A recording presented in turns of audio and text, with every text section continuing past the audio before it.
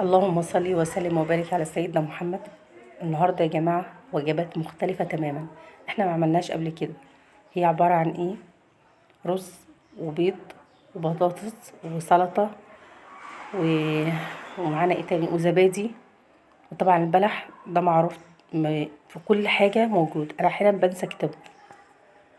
الاكله النهارده مختلفه، وطبعا الاكله دي احنا بنعملها في كل بيت، مفيش بيت ان هو ما بيعملهاش. احنا حابين نعمل حاجه مختلفه تماما عن كل يوم، كل يوم بنعمل حاجه تانية. الحمد لله تمت على خير، ووصلنا لمنتصف رمضان. استنونا بكره مع اكل جديد، اكله مختلفه تماما. شاركونا فرحه اطعام غير القادرين.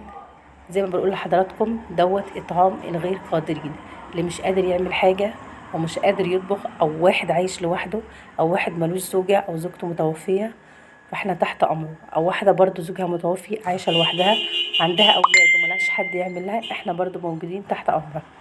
شاركونا فرحه اطعام الغير قادرين. ربنا يجعله في ميزان كل القائمين على العمل.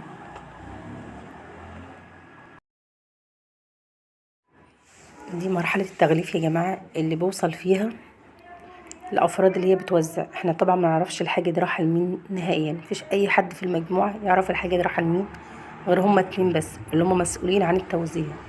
غير كده والله احنا ما نعرف اي حد، لان دي حاجه بينهم وبين ربنا. بألف هنا. السلام عليكم.